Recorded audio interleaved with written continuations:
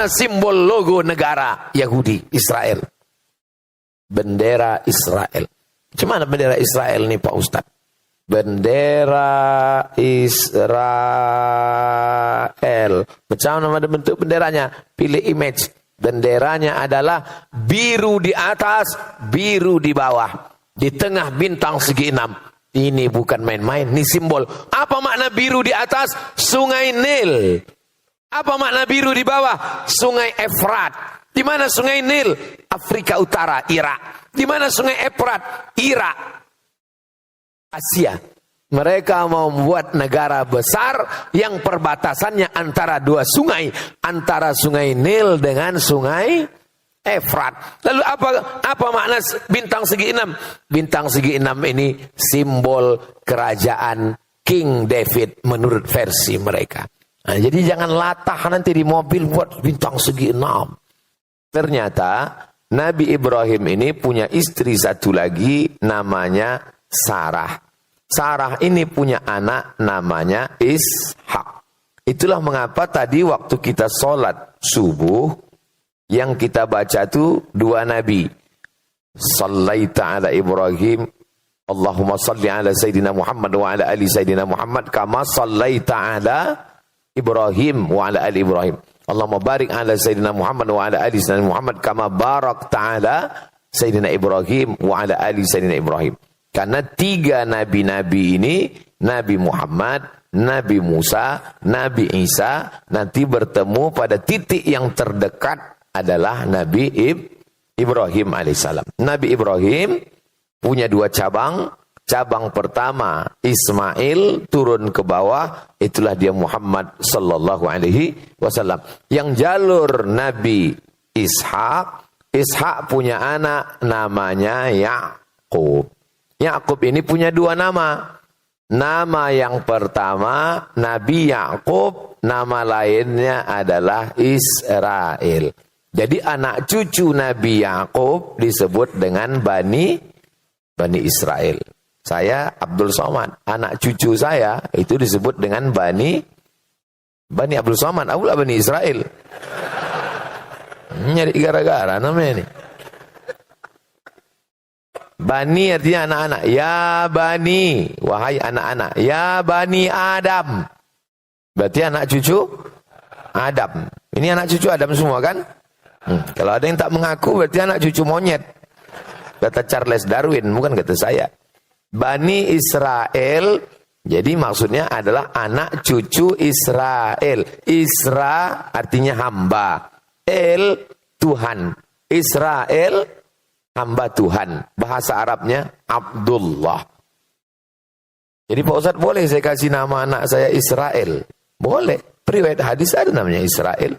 Ulama, tapi sekarang jangan. Sedang genting ini. Takutnya tak semua orang ngaji, tak semua orang tahu. Nah, ini tentang Israel. Nama lain dari Nabi Yakub. Nabi Yakub punya anak yang paling ganteng. Namanya Nabi Yusuf. Nabi Yusuf ini punya saudara-saudara. Salah satu nama saudara Nabi Yusuf ini namanya Imran. Imran ini punya anak cucu, cicit ke bawah.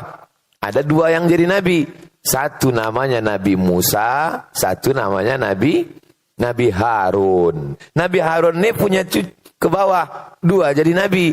Ilyasa. Kalau saya tanya, tak usah stres, tak usah cemas. Karena pertanyaan nanti saya tanya itu saya jawab sendiri. Diam aja lah, ngangguk-ngangguk aja. Nabi Ibrahim punya anak Nabi Ishak. Nabi Ishak punya anak Nabi Yakub. Nabi Yakub itu namanya dua. Satu Yakub, satu lagi Israel. Bani Israel berarti anak cucu Nabi Yakub. Nabi Yakub ini punya anak Nabi Yusuf. Nabi Yusuf ini punya saudara-saudara. Salah satu saudara Nabi Yusuf ini namanya Imran. Imran ini punya anak cucu. Itulah dia Nabi Musa dan Nabi Harun. Nabi Harun ini punya keturunan. Itulah dia Ilyas dan Ilyasa. Nabi Yusuf ini punya saudara. Salah satu saudara Nabi Yusuf itu namanya Bunyamin. Bunyamin ini, itu makanya mereka pakai nama ini Bunyamin. Bunyamin Netanyahu. Bunyamin itu punya anak cucu, ada juga yang jadi nabi, namanya Nabi Yunus. Lalu kemudian saudara Nabi Yusuf ini salah satunya namanya Yahuda atau disebut juga Yahuza. Cucu cicit dari Yahuza ini itu disebut dengan Yahudi. Di antara keturunannya Yahuza ini adalah Daud. Daud punya anak namanya Sulaiman. Jadi di antara cucu cicit ini yang paling besar jadi raja namanya Daud. Dalam referensi barat disebut dengan King David. King David artinya Nabi Daud. Punya anak, itulah dia King Solomon. Itulah dia Nabi Sulaiman. Bahkan ada penulis Indonesia katanya kerajaan Nabi Sulaiman ini sampai ke Yogyakarta. Itulah Sleman. Cucu cicit keturunan Nabi Sulaiman ini turun ke bawah. Itulah dia Zakaria. Zakaria punya anak namanya Yahya. Zakaria ini punya istri. Istrinya ini punya saudara perempuan namanya Hannah. Hannah ini punya suami namanya Imran. Imran ini istrinya Hannah, suaminya Imran, punya anak perempuan namanya Maryam. Maryam punya anak laki-laki namanya Isa. Maka disebut surat itu dengan surat Ali Imran. Imran punya istri Hannah, punya anak Maryam, Maryam punya anak Isa. Makanya nabi-nabi dari jalur Ishak ini nabi. Dari jalur ini yang Nabi cuma satu, Muhammad sallallahu alaihi wasallam. Jadi kalau ada orang, semoga Allah melaknat Bani Israel. Habislah nabi-nabi itu kena laknat. Makanya hati-hati. Semoga Allah melaknat Israel. Israel mana yang kau maksud, bro? Kalau Israel Yakub, bengkak uncung kau nanti. Maksudnya Allah melaknat negara Israel yang sekarang sedang menjajah Palestina. Ini perlu dijelaskan. Dan ini tak bisa dijelaskan dalam takbir akbar. Ini dijelaskan dalam ngaji subuh.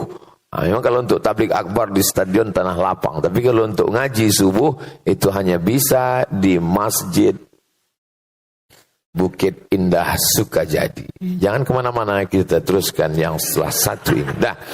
Dah jelas tentang Bani Israel. Udah jelas? Dah, kalau tak jelas nanti diulang lagi. Saya ini Pak Ustaz sebut nabi-nabi ini berkunang-kunang kepala saya, Pak Ustaz. Memang kalau belum sarapan gitu memang. Nanti udah sarapan diulang balik. Nah, udah masuk lontong sayur, ketupat apa. Oh ya, baru agak paham Pak Ustaz. Baru agak paham.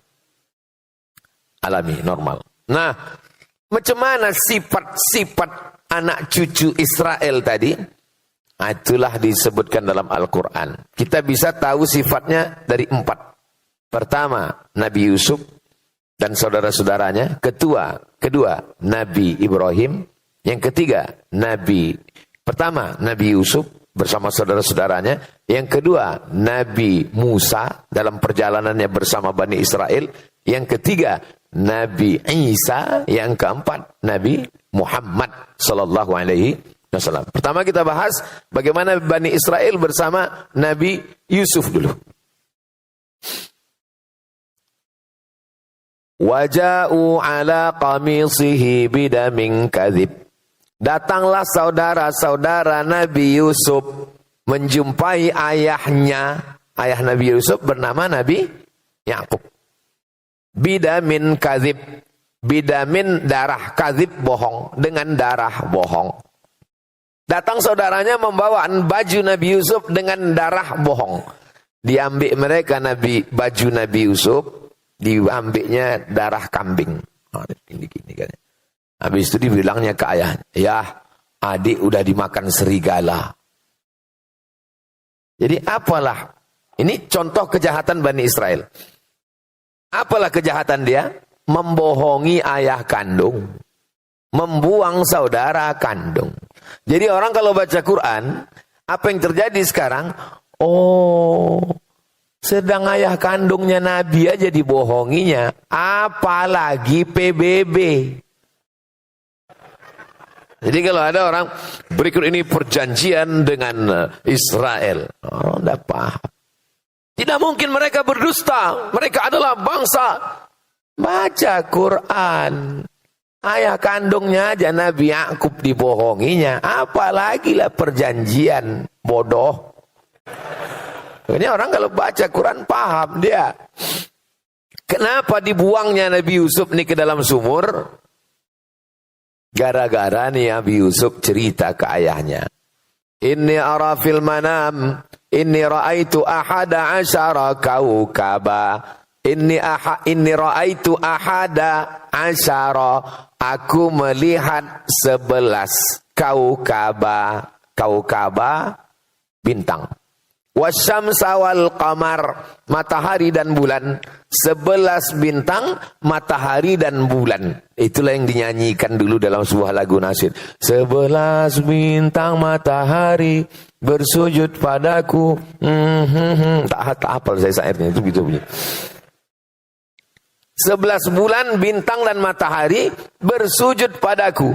Ra'aituhum li sajidin. Kulihat mereka bersujud kepadaku. Apa kata Nabi Yakub, ayah Nabi Yusuf? La taqsus ru'yaka ala ikhwatik. Jangan kau ceritakan mimpimu ini kepada saudara-saudaramu. Fayakidu laka kaida. Nanti mereka melakukan tipu mus.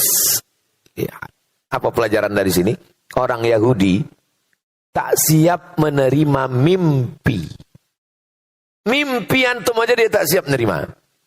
Padahal baru mimpi. Maka cerita mimpi itu sampai kepada nyatanya. Mereka bawalah adiknya ini untuk lengkapnya lihat surat Yusuf. Jadi di antara rahasia kenapa kiai-kiai kalau datang ibu hamil, Pak Kiai, alhamdulillah saya hamil. Apa kata Pak Kiai? Banyak-banyak baca surat Yusuf. Supaya apa? Supaya tahu bagaimana kejahatan Yahudi. Cuman kadang ibu-ibu hamil ini salah sangka. Disangkanya biar anaknya ganteng macam Nabi Yusuf. Pas anak itu lahir komplain. Tengok hitam. Pak Kiai katanya baca surat Yusuf anak ganteng. Iki kok ireng. Kiai orangnya sabar, tak mudah marah. Ditanyanya balik, bojo nendi? Iki ya bodoh. Jadi mereka dulu punya firasat yang luar biasa. Bagaimana anak-anak ini supaya imannya kuat seperti Nabi Yusuf melawan saudara sendiri. Kenapa mereka membunuh bangsa Arab? Padahal kalau dipertemukan ada pada satu nasab Nabi Ibrahim. Oh saudaranya sendiri aja. Nabi lagi dihitukannya. Apalagilah bangsa Palestina. Jadi orang kalau membaca Quran. Oh. Itu jangan-jangan Israel itu.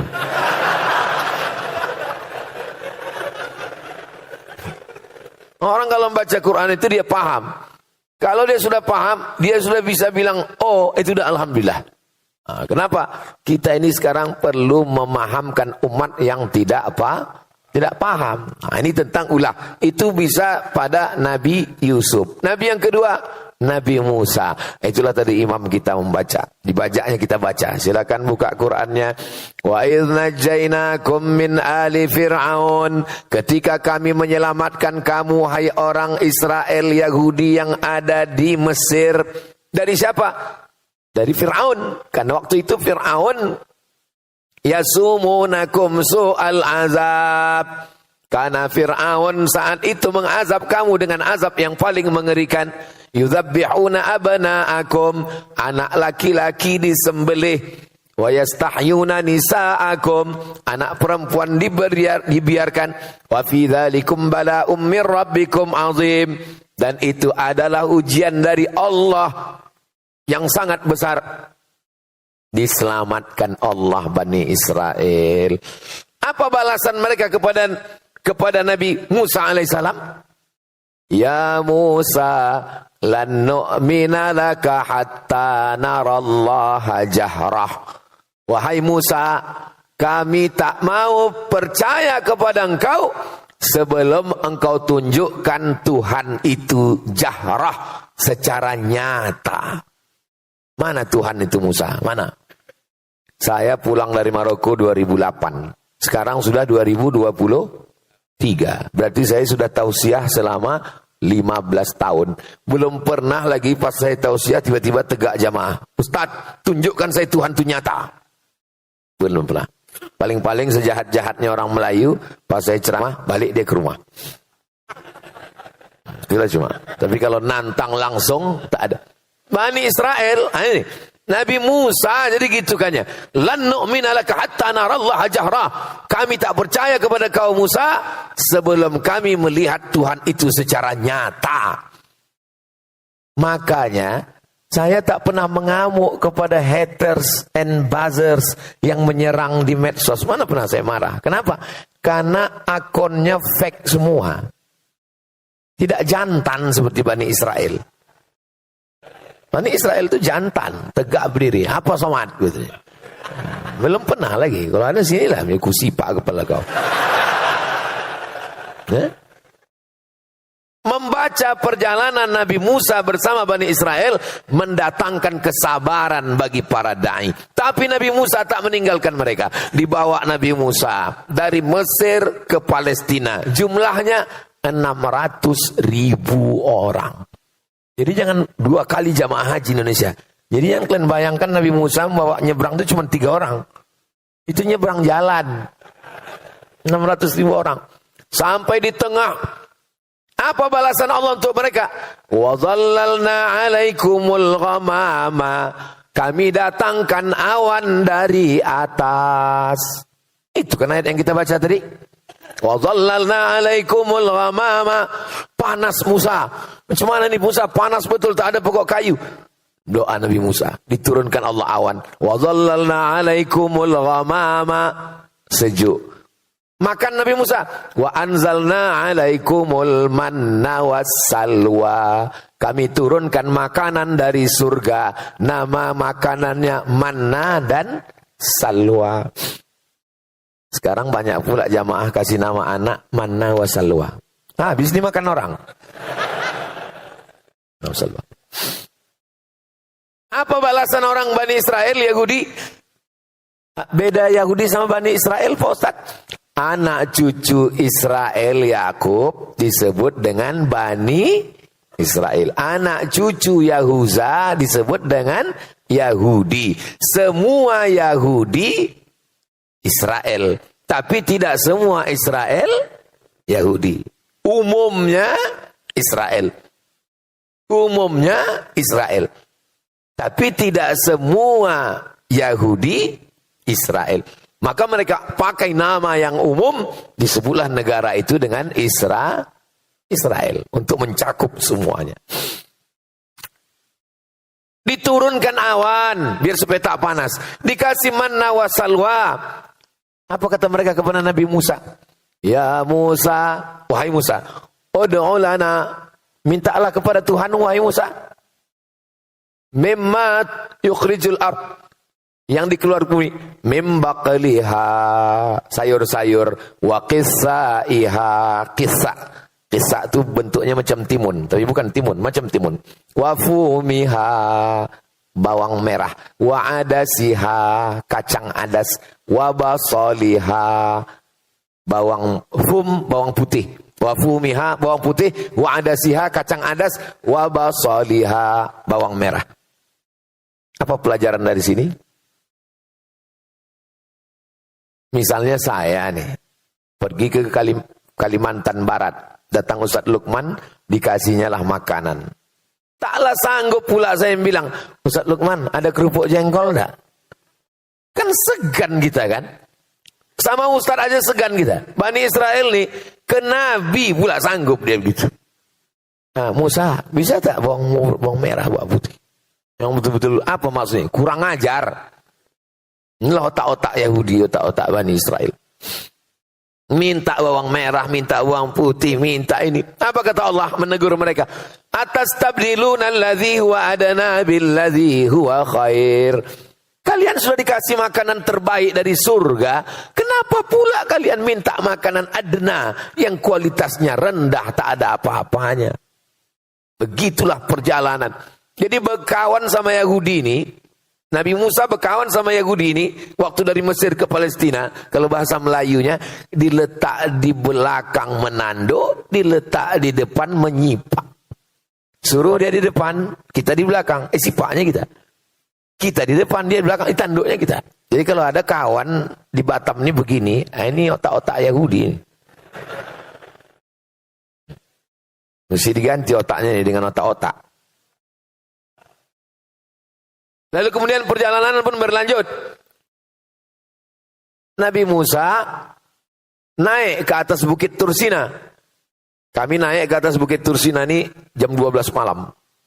Sampai ke atas, salat subuh di atas. Banyak ketemu Yahudi. Gini ke matahari di atas. Ada sinagog di atas. Panjang umur sehat badan, nanti kita pergi ke Mesir, naik ke bukit Tursina di atas. Ongkos tanggung masing-masing. Apa yang dilakukan mereka? Mereka buat di bawah bukit Tursina itu patung lembu Samiri. Yang ditugaskan Nabi Musa di bawah Nabi Harun. Harun, aku mau naik ke atas. Kau jaga di bawah ya. Turun ke bawah, terkejut Nabi Musa. Ittikhadhikumul ijla. Kamu sudah menjadikan patung lembu. Kamu sembah patung lembu. Fatubu ila barikum. Bertaubatlah kalian kepada Allah. Faqtulu anfusakum. Bunuhlah diri kamu. Fataba alaikum. Allah menerima taubat kamu. Nabi Musa menarik jenggot Nabi Harun. Kenapa kau biarkan mereka menyembah patung anak lembu ini, wahai Harun? Apa kata Nabi Harun? Ya bena umma, wahai anak emakku. Ya bena umma, wahai anak emakku. Innal qauma stad'afuni, mereka menekan aku, wa kadu yaqtulunani, mereka hampir membunuh aku. Nabi Harun mau dibunuh, Nabi Musa ke atas sebentar mereka lawan, dibuatkan pula patung anak lembu. Kalau bahasa kitanya dari sifat-sifat tadi apa? Satu kata. Degil. Lalu kemudian perjalanan dilanjutkan. Nabi Musa tidak meninggalkan mereka, tetap melanjutkan perjalanan. Sampai di tengah perjalanan, nampak kaum paganisme, penyembah berhala. Apa kata Nabi Musa? Itu tengok penyembah berhala. Menengok penyembah berhala itu apa kata Bani Israel? Ya Musa ij'al lana ilahan kama lahum alihah. Wahai Musa, buatkan kami Tuhan sebagaimana Tuhan mereka. Saya membaca Quran ini, untung tak saya banting Quran, na'udzubillah. Saking geramnya menengok. Dimintanya buatkan kami patung Tuhan macam mereka, sebagaimana mereka punya Tuhan, buatkan kami Tuhan. Nabi Musa punya kesabaran yang luar biasa, tapi malang tak dapat ditolak. Nabi Musa tidak sampai ke Palestina, meninggal di gurun Sahara. Yang menyampaikan, membawa ke sana murid Nabi Isa, namanya Yusha bin Nun, yang dikenal nama Yusha, bahasa Arabnya Yusha, Joshua, tulisan Inggrisnya. Bani Israel dengan Nabi Yusuf sudah, Bani Israel dengan Nabi Musa sudah. Sekarang bagaimana dengan perlakuan mereka kepada Nabi Isa? Surat Ali Imran. Iz qalat imra'atu, perlakuan Bani Israel terhadap Nabi Isa bisa dilihat dalam dua surat. Surat yang pertama atas nama ibu Nabi Isa, surat Maryam.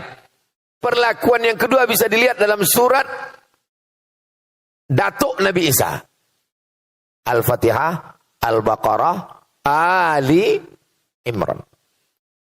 Idh qalat imra'atu Imran, ingatlah ketika istri Imran berkata, Rabbi inni nazartu laka ma fi batni, aku bernazar anak yang ada dalam perutku ini kalau lahir nanti akan aku jadikan dia muharrara. Arti muharrara, penjaga Baitul Maqdis. Ya Allah, kalau lahir anakku nanti ku jadikan dia penjaga Baitul Maqdis.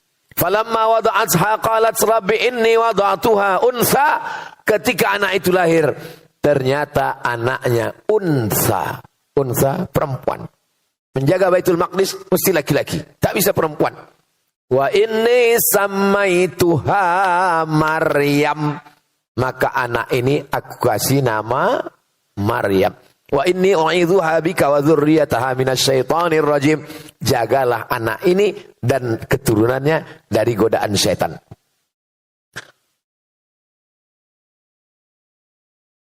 Inni samaitu Maryam wa inni u'idzuha bika wa dzurriyyataha minasyaitonir rajim. Fataqabbalaha rabbuha biqabulin hasani wa ambataha nabatan hasana. Fakaffalaha Zakaria. Anak itu diasuh oleh Zakaria. Karena Imran meninggal, Maryam anak yatim dijaga oleh Zakaria. Diletakkan satu tempat namanya mihrab. Kullama dakhala 'alaiha Zakaria al-mihrab, setiap kali Zakaria masuk ke dalam mihrab, wajada 'indaha rizqa. Ditengoknya banyak buah-buahan, makan makanan. Musim dingin, musim panas, ada makanan khusus. Nabi Zakaria heran. Ya Maryamu anna laki hadza. Wahai Maryam, dari mana kau dapat makanan ini? Qalat, Maryam berkata, Innallaha yarzuqu man yasha'u bighairi hisab. Allah kalau sudah mau memberi rezeki, tak ada yang bisa menduga-duganya. Ini datang dari Allah. Allah sudah mengkhususkan Maryam dari sejak dalam kandungan ibunya. Lalu kemudian Allah kirim malaikat Jibril. Arsalna ilaiha ruhana. Kami kirimkan malaikat Jibril kepada Maryam. Fatamazzala laha basharan sawiyya. Dia dalam bentuk basharan, manusia. Sawiyya, yang sempurna, ganteng. Macam mana anak muda yang di Batam inilah. Begitu cara memuji orangnya. Biar tahan dia dengar ceramah lama walaupun belum sarapan. Dalam bentuk anak muda yang ganteng. Menengok anak muda yang ganteng, apa kata Maryam? Inni a'udzu birrahmani in kunta taqiyya. Aku minta perlindungan kepada Allah. In kunta taqiyya. Kalau kau takut kepada Allah, wahai anak muda ganteng, janganlah kau dekati aku. Lalu apa kata malaikat Jibril? Inni rasulu rabbiki li'ahaba laki ghulaman zakiyya. Aku diutus Allah untuk mengirimkan kepada engkau seorang anak laki-laki zakiyya, anak laki-laki yang suci. Nama anak bapak siapa? Zaki. Masya Allah. Kenapa malas mandi? Nama Pak Zakinya itu sih. Ghulaman zakiyya, anak yang suci bersih, Nabi Isa. Lalu kemudian dia pun hamil, mengandung anak. Ketika hamil, datanglah fitnah orang Yahudi. Apa kata orang Yahudi? Maryam sudah berzina dengan si Joseph tukang kayu. Orang Yahudi menuduh Maryam berzina, berarti Nabi Isa anak zina. Siapa yang membersihkan tuduhan itu dalam sejarah? Islam. Jadi kalau kalian sekarang membela-bela Zionis Israel, maka sesungguhnya yang membebaskan, membela Nabi Isa dari tuduhan anak zina, Maryam dibersihkan dari perlakuan zina, itu yang membersihkannya adalah Nabi Muhammad sallallahu alaihi wasallam lewat dua surat, surat Maryam dan surat Ali Imran.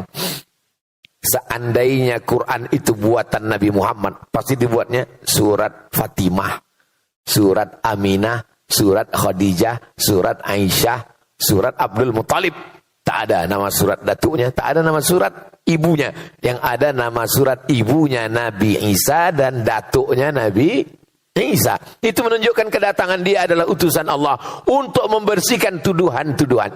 Apa kata Yahudi menuduh Maryam? Makana abuki mara'a sau'in. Ayahmu bukan penjahat. Wa makanat ummuki baghiyya. Ibumu bukan baghiyya WTS.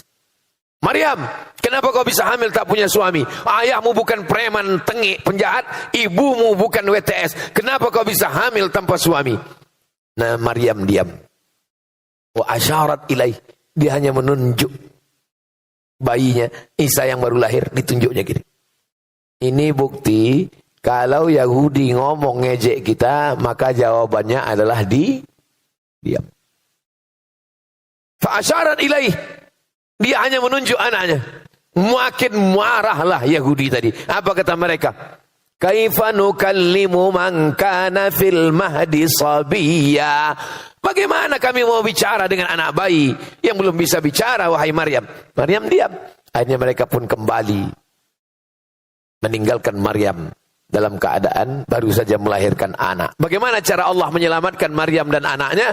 Wa huzzi ilaiki bi jiz'in nakhlati.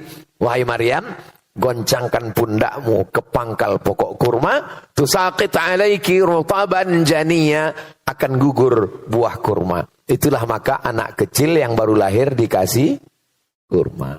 Ustaz Somad, ini ada kurma, tolong kunyahkan anak saya, namanya tahnik, saya kunyah. Mana anaknya? Tengok, udah taman SD. Apalah orang. Nah, sampai mana tadi? Itu lupa pula gara-gara anak SD minta tahnik tadi. Begitulah perlakuan mereka. Nabi Isa ini berdakwah. Berdakwah Nabi Isa. Jumpalah sama Yahudi. Kata Nabi Isa, dibawa Nabi Isa ikan yang udah mati. Kata Nabi Isa, kenapa ikan ini, kata Nabi Isa, ikan asin. Kenapa ikan ini busuk? Kata Yahudi, ya ikan kalau sudah naik ke atas busuk lah. Kata Nabi Isa, ikan ini bukan busuk, tapi karena garamnya sudah tak asin lagi. Karena ikan walaupun mati, kalau dikasih garam bisa busuk? Tidak. Jadi ikan asin. Maksud Nabi Isa menyindir mereka, kenapa Bani Israel ini rusak? Karena garamnya sudah tak asin lagi. Yang dimaksud dengan garamnya itu adalah ulama. Karena ulamanya tak baik, maka ikan busuk. Jadi kalau nampak umat ini mulai mengalami pembusukan, seperti ucapan Nabi Isa, karena garamnya sudah tak asin lagi. Mudah-mudahan garam kita tetap asin insyaallah. Pakailah garam beriodium. Tersinggung mereka, marah dengan Nabi Isa. Itu asal muasal mereka sakit hati dengan Nabi Isa. Lalu kemudian mereka ada kurban. Kurban mereka pakai burung merpati. Kurbannya tidak pakai lembu, pakai sapi, pakai kerbau, pakai burung merpati. Pendeta-pendeta Yahudi ini beternak burung merpati, dibuatnya kurban setahun 2 kali. Biar supaya apa? Biar bisa jualan burung merpati. Marah Nabi Isa kritik. Apa ini kalian bisniskan ini? Kalian jadikan agama ini sebagai materi uang. Akhirnya mereka marah, tersinggung dengan Nabi Isa. Bersekongkollah orang Yahudi dengan penguasa Romawi. Mencari murid Nabi Isa untuk menunjukkan mana persembunyian Nabi Isa. Murid-murid Nabi Isa solid. Wa idh qala Isa ibn Maryam lil hawariyin, ketika Nabi Isa berkata kepada murid-muridnya hawariyin, man ansari ilallah, siapa yang akan menolong aku menegakkan agama Allah? Qala al hawariyun, murid Nabi Isa berkata, nahnu ansarullah, kami akan menolong. Tapi rupanya di antara murid ini ada satu pengkhianat, namanya Yudas Iskariot. Ditunjukkannya persembunyian Nabi Isa. Dia dapat 300 keping uang emas. Bersekongkol antara tokoh agama Yahudi dengan tokoh politik Romawi mau menangkap Nabi Isa. Pengkhianat 3. Pengkhianat, politik Romawi, tokoh agama Yahudi berkoalisi 3 untuk menangkap Nabi Isa alaihissalam.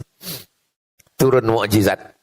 Wama qataluhu, mereka tak berhasil membunuh Nabi Isa. Wama salabuhu, mereka tak berhasil menyalib Nabi Isa. Walakin syubbiha lahum, ada satu orang laki-laki yang diserupakan wajahnya. Itulah dia murid pengkhianat, namanya Yudas Iskariot. Makanya jangan jadi pengkhianat, nanti kau kena salib. Lalu di mana Nabi Isa? Barrafa'ahullah, dia diangkat oleh Allah Subhanahu wa taala. Menurut Ahlus Sunnah wal Jamaah, sebelum hari kiamat dia akan turun sekali lagi, bukan membawa agama yang baru, tapi mengikut syariat Nabi Muhammad sallallahu alaihi wasallam. Maka di antara tanda-tanda kiamat kubra adalah turunnya Nabi Nabi Isa, turunnya Al-Mahdi, turunnya Nabi Isa, turunnya Dajjal, maka itu semua adalah di antara tanda kiamat kubra. Ini tentang perlakuan mereka kepada Nabi Yusuf, sudah, kepada Nabi Musa, sudah, kepada Nabi Isa, sudah, sekarang kepada Nabi Muhammad sallallahu alaihi. Datanglah Abu Thalib membawa Nabi Muhammad berdagang. Panas. Nampak mereka ada satu rumah, gereja tua. Bernaung mereka di bawah atapnya. Tak lama keluar pendeta dari dalam. Nama pendeta itu Bahira. Bahira tak pernah keluar. Makanan dikirim, pakaiannya dicucikan orang. Karena dia di dalam tempat ibadah saja. Tapi hari itu dia keluar. Ditengoknya. Dia bertanya ke Abu Thalib, "Man hadza?" Siapa ini? Apa itu? Habis waktu. "Man hadza?" Siapa ini? Kata Abu Thalib, "Ibni, ini anakku." Kata Bahira, "Kalau betul kitab yang kubaca, anak ini anak yatim. Ayahnya sudah meninggal ketika dia dalam perut ibunya 2 bulan. Tersenyum Abu Thalib, "Ini memang bukan anakku, ini anak saudaraku." Dan kita memang biasa. Saya bawa ponakan saya. Ditanya orang, "Ini anak Ustadz?" "Iya, anak saya." Apakah saya bohong? Tidak. Karena keponakan itu sudah macam anak. Abu Thalib terkejut. "Dari mana kau tahu ini bukan anakku?" Karena dalam kitab suci kami disebutkan bahwa Nabi akhir zaman, anak yatim, ayahnya sudah meninggal ketika dia 2 bulan dalam perut ibunya. Dan ada 2 tanda lagi. Ku tengok dari tadi ada awan yang menaungi dia, sehingga dia tak kepanasan. Dan kulihat pokok kayu dan batu bersimpuh sujud kepadanya. Jangan bawa dia ke Syam, karena di sana banyak Yahudi. Aku khawatir mereka akan membunuh dia nanti. Loh, kenapa dibunuhnya? Karena Nabi terakhir yang mereka tunggu-tunggu itu, menurut mereka dari keturunan Ishak. Ternyata ini dari keturunan jelas. Falamma ja'ahum ma'arafu kafaru bih. Ketika sudah datang Nabi yang mereka kenal, mereka justru ingkar kepadanya. Kenapa mereka ingkar padahal mereka sudah kenal? Karena mereka menyangka yang datang itu keturunan Ibrahim dari jalur Ishak. Ternyata yang datang itu dari jalur keturunan Berbahagialah orang Indonesia yang tidak pernah mensyaratkan nabinya mesti keturunan orang Melayu. Ketika Nabi datang, tak ada satupun orang Melayu mensyaratkan Nabi mesti pakai tanjak. Tak ada. Tak ada orang Batak yang minta supaya Nabi itu, seandainya mereka di Sumatera Utara, saya tak mau beriman kepada Nabi Muhammad karena dia orang Arab. Saya mau Nabi itu pakai marga Muhammad Nasution, Muhammad Siregar. Semuanya bersyahadat asyhadu an la ilaha illallah wa asyhadu anna Muhammadan Rasulullah. Yahudi tak mau menerima. Walaupun ada beberapa yang menerima di Madinah. Ada namanya Husain. Ditengoknya Nabi Muhammad bersyahadat dia. Yahudi pertama yang bersyahadat ketika Nabi sampai ke Madinah namanya Husain. Di Rabah Nabi namanya Abdullah bin Salam. Ada seorang anak gadis namanya Sofia. Siapa nama anak kau? Sofia. Sofia artinya bening. Anak kau siapa namanya? Sofia. Tengok beku. Mohon maaf Sofia jangan tersinggung. Mimpi Sofia ini suatu malam. Ya Yahudi, Sofia ini Yahudi, Yahudi Madinah. Di Madinah itu ada Yahudi Pak Ustaz, 4 Yahudi Madinah. Yahudi Bani Nadir, Yahudi Bani Quraizah, Yahudi Qainuqa, Yahudi Khaybar. Di Madinah, Nabi bertetangga dengan orang Yahudi. Salah satu anak perempuan Yahudi ini namanya Sofia. Malam itu mimpi dia memangku bulan. Turun bulan itu di pangkunya. Diceritakannya ke ayahnya. Nama ayahnya Huyai, nama atuknya Akhtab. Sofia binti Huyai bin Akhtab. Ya. Malam tadi ku tengok bulan turun, duduk di pangkuanku, ditempeleng ayahnya, keluar darah muncrat dari mulutnya. Karena orang Yahudi tahu, bahwa yang dimaksud dengan bulan itu adalah Muhammad sallallahu alaihi wasallam. Bulan purnama Badar, itulah Nabi Muhammad. Makanya kalau Nabi datang kita sambut dengan Tala'al Badaru alaina. Orang Yahudi pun tahu bahwa bulan purnama itu adalah Nabi Muhammad sallallahu alaihi wasallam. Ditempelengnya anaknya karena dia takut anaknya ini menikah. Takdir tak bisa ditolak. Akhirnya Nabi tetap menikah. Maka istri Nabi salah satunya adalah orang Yahudi, namanya Sofia binti Huyai bin Akhtab. Nabi diundang oleh orang Yahudi. Nabi datang. Kira-kira kita kalau diundang Yahudi datang apa tak datang? Apa pula kalian datang? Nabi datang karena statusnya waktu itu dia berkuasa, dia kuat. Tapi kalau kita lemah datang, berarti kita mengakui kekuatan mereka. Nah, ini hati-hati, jangan berdalil dengan perbuatan Nabi. Tengok dulu konteksnya. Datang Nabi ke Khaybar. Ditanya mereka, apa makanan kesukaan? Kata Nabi, kesukaan saya kaki kambing bagian depan. Kita biasanya kalau tamu kita tanya, mau kita suguhkan makanan kesukaannya. Rupanya ditanamkan mereka racun paling banyak di kaki kambing bagian depan tuh. Mau mereka bunuh Nabi Muhammad sallallahu alaihi wasallam. Begitu sampai makanan itu masuk ke mulut Nabi, langsung Jibril kasih tahu, sempat ada setetes masuk ke dalam. Hikmahnya Nabi meninggal sebagai syahid, mati syahid. Tapi sisanya dimuntahkan Nabi. Sahabat Nabi sebelah yang makan tak sempat kasih tahu, makan masuk ke dalam, meninggal rentan. Ditangkap perempuan yang Yahudi yang membagi racun itu. Kenapa kau racun Muhammad? Apa jawab dia? Aku mau ngetes dia Nabi asli apa Nabi palsu. Emanglah otak-otak Yahudi. Nabi memaafkan. Tapi saudara keluarga yang terbunuh tadi tidak memaafkan. Maka berlaku hukum qisas dalam Islam. Yahudi pengkhianat. Mereka mengkhianati perjanjian. Berkoalisi dengan orang kafir Makkah untuk memerangi Nabi. 3 yang berkoalisi. Pertama, orang munafik. Yang kedua, orang Yahudi. Yang ketiga, orang musyrik Makkah. Padahal sudah ada perjanjian piagam Madinah. Supaya kita sama-sama jaga Madinah ya. Ya, berkoalisi dengan orang Makkah menyerang Nabi. Perang koalisi itu disebut dengan perang Ahzab. Perang Ahzab. Strateginya gali parit. Yang punya strategi namanya Salman Al-Farisi. Kata Salman, kita gali parit. Maka perang itu disebut dengan perang parit. Perang Khandak. Supaya kuda tak bisa melompati parit.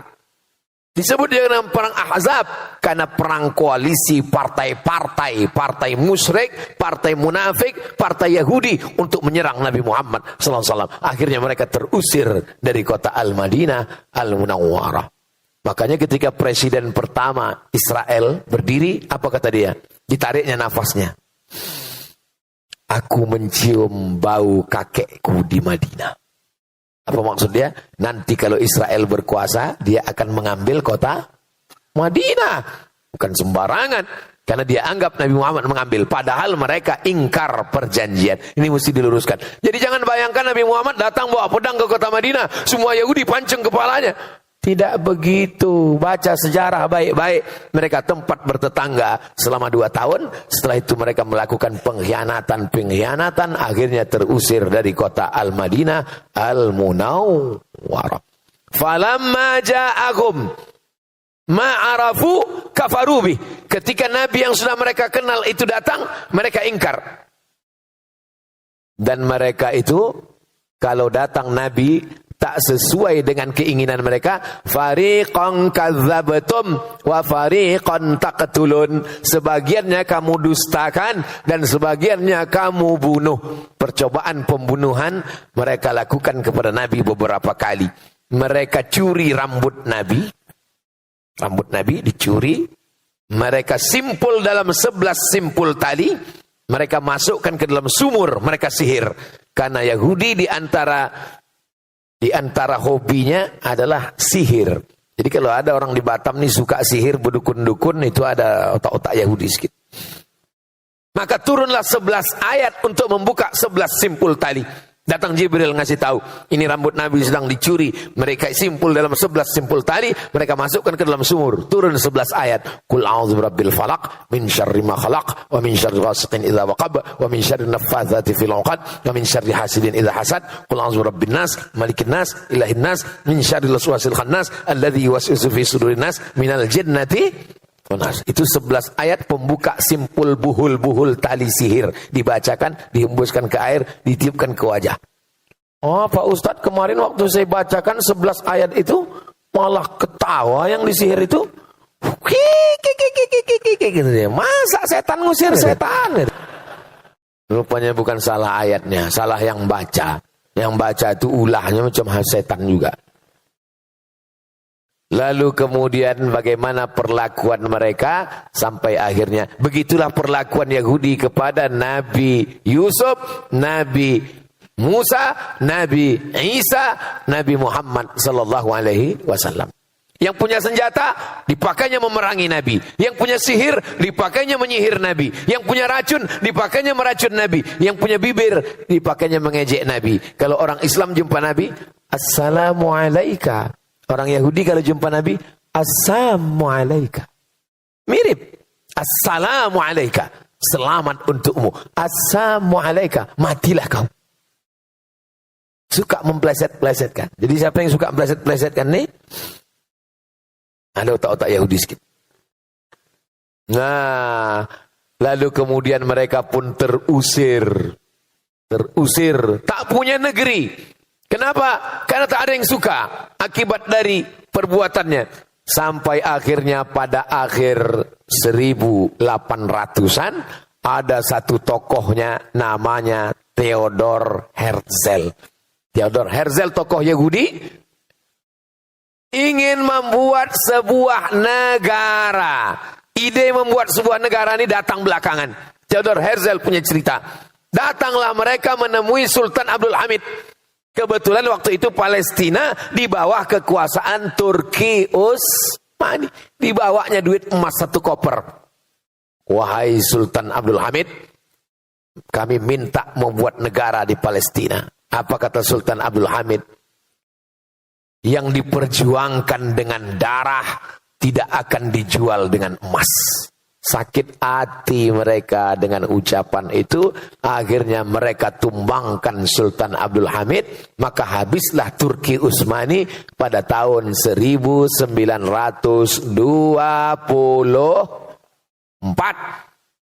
Tak ada lagi penjaga Turki 1924. Itulah maka mereka bisa masuk ke Palestina tahun 1946. Kenapa bisa masuk? Karena lemahnya kekuasaan umat Islam. Siapa yang mengasih mereka masuk ke dalam? Karena waktu itu Palestina dijajah Inggris. Inggrislah dosanya yang paling besar memasukkan Israel ke Palestina.